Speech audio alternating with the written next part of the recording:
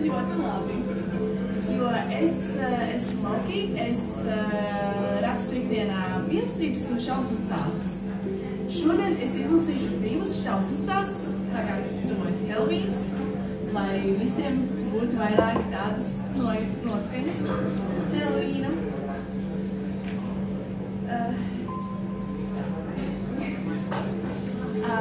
Kur man var atrast?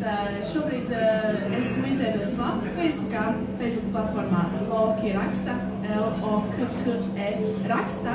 Droši piesakojiet, turpināšu publicēt tur savus stāstus, un jūs varēsiet lasīt. Arī šos 2 stāstus jūs varēsiet izlasīt. Tā.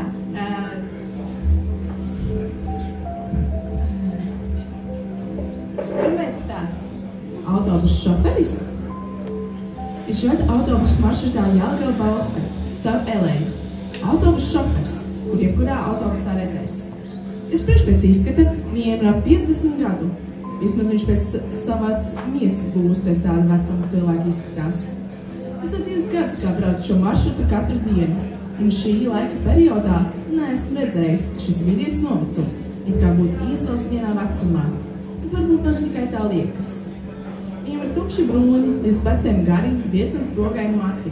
Vīrietis masīvs uzbūves, bet nav apvēlējis kā citi autobusu šoferi, dzīvot neveselīgo dzīvesveidu un neizkustoties ne darba laikā, ne arī ārpus tā. Man vienmēr ir fascinējuši šādi cilvēki, kur rūpējas par savu izskatu, un šī autobusu šoferis ir viens no tādiem.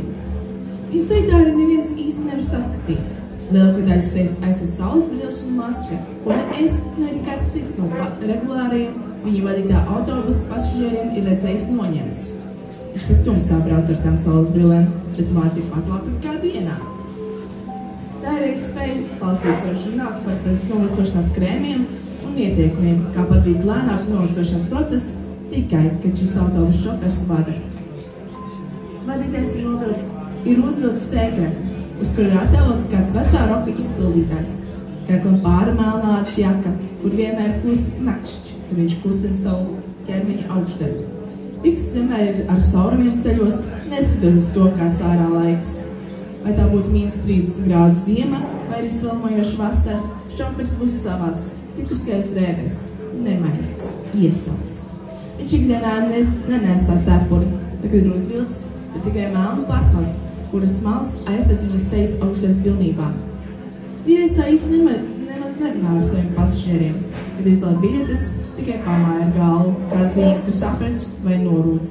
Bet neesmu viņu nekad redzējis sarunājies ar kādu no tantiņām vai vīriešiem, kur parasti sēž pirmajā rindā.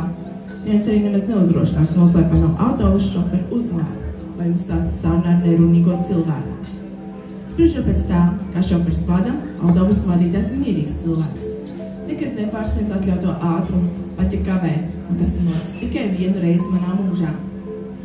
Nav arī nelaimīgiem cilvēkiem, kur velkas pa ceļu, jo ļoti punktuāls, arī ar naudas lietām. Visam jābūt kārtībā viņa vadītajā autobusā. Izskatās, ka viņš nekad arī nenogurst, ne arī sasnāst. Katru dienu vada autobusu tāpat kā saule katru rītu uzlec. Autobusā vienmēr skan veco hitu izlase, labākās roka dziesmas no 70. un 80. gadiem. Kādu dienu es beidzot saņēmos drosmi aprunāties ar viņu, ja tas vispār ir iespējams. Kad iekāpu autobusā, uzreiz apsēdos pašā priekšā, lai būtu pēc iespējas tuvāk viņam un varētu uzsākt sarunu. Par laimi, tā vieta nebija jau aizņemta. Bet, kad visi pasažieri bija iekāpuši, autobusu uzsāka savu iešu maršrutu. Labdien, es uzsāku. Šofers neko neatbildēja. Pēc brīža sapratu savu kļūdu. Man vajadzēja viņu uzrunāt, nevis kādu nekonkrētu cilvēku pasveicināt. Šodien gan ir draņķīgs laiks, vai ne šoferīt?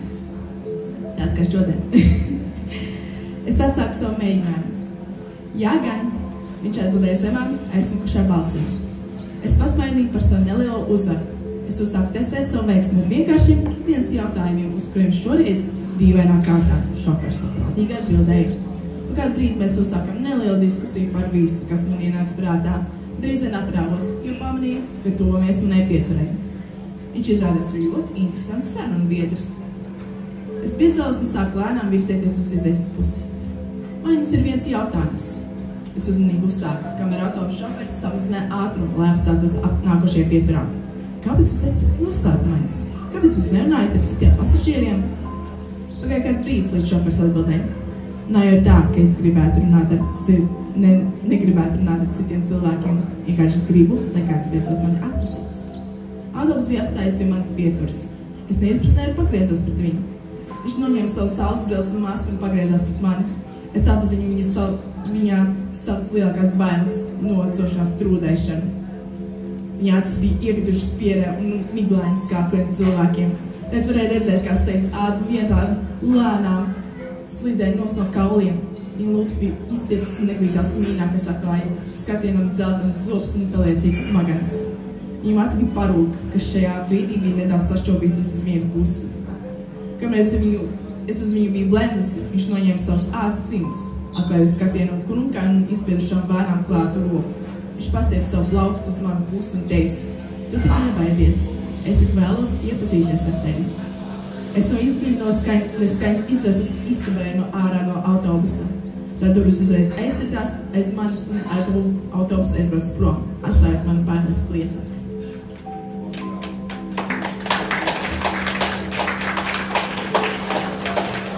Šīs stāsti tādi saistīti, tāpēc klausieties uzmanīgi, kas tur tieši saistās. Nākošais stāsts ir Diana. Es bieži eju garām šim jasmīnu krūmam. Tagad pavasarī tas ir pilns ar baltiem ziediem, kas no tālu atgādina sniegpupenu.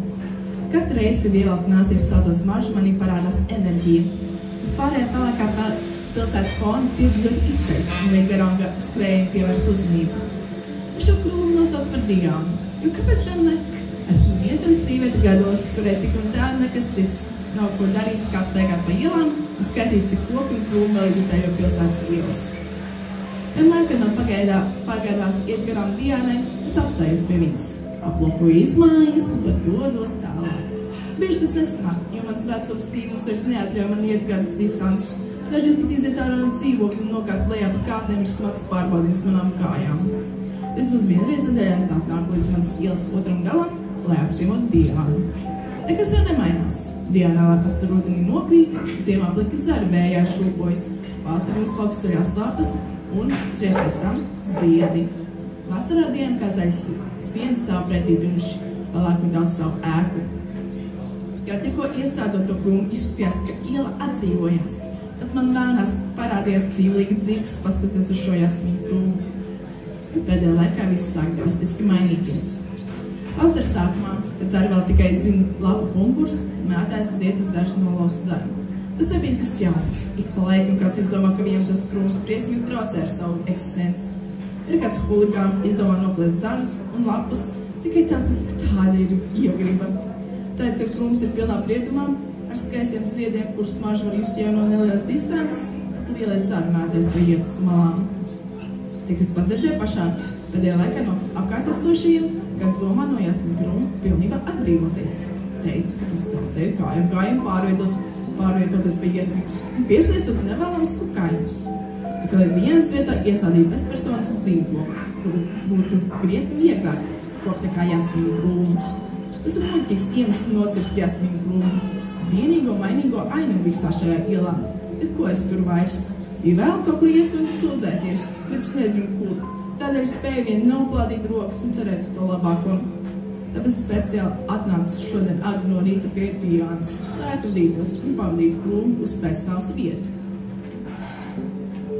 Tagad es tik varu ar skumjām acīm nostīties kā strādnieki, priekšnieki vadīt, nocērt Diānu pa vienam zaram vienu.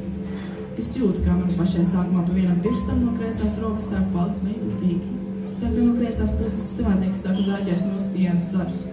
Tad citi strādnieki pieķērās Diānas labajai pusē un es jūtu, kā man arī labās rokas pirksti, dēlna, visa roka palika nejūtīga. Strādnieki tika līdz galvenajam zaram un to ar motorzāģu palīdzību pāris sekundēs nozāģēja nost un es nokritu uz ielas. Man nevajadzēja ātri uzticēties tai raganai, kura teica, ka neviens neiedomāsies nocirst jasmīnu krūmu tik nomaļā pilsētas daļā. Bet ko nu es vairs? Es biju jauna un muļķa, cerēdam padarīt lēnāku un nocošanās procesu ar savu mācu burvestību. Iestādu koku, piesaistot dzīvības esenci pie tā koka un tu lēnāk novecos. jo koki krietni lēnāk nobriest noveco nekā cilvēki. Vajadzēja palikt vēl pāris gadus jaunai, jo, kad es šo burvestību veicu, man jau bija 27 gadi. Mans iespējas apdzēties ar kādu bagātu kungu, sagaidīt, kad viņš nomirst un mantot visu bagātību, ka ar katru dienu palika mazāks. Es biju zaudējis savus gadus strādājot par internetu iepazīšanās čatu pārvaldītāju. Neko nesasniedzos, un es negribēju vēl kādu dienu pavadīt gaidīdam brīnumu. Jasmīna kungs bija ideāla opcija. Es neplānoju ilgi dzīvot, kā man tā ragana teica, ozolu mūžu.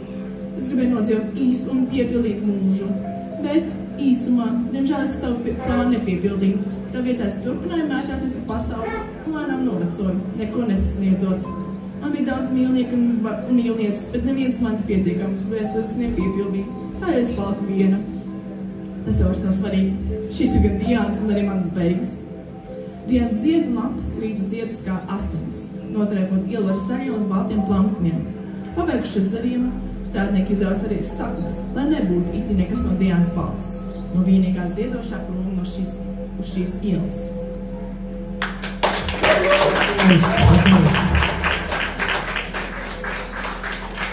Vēlreiz aplausi.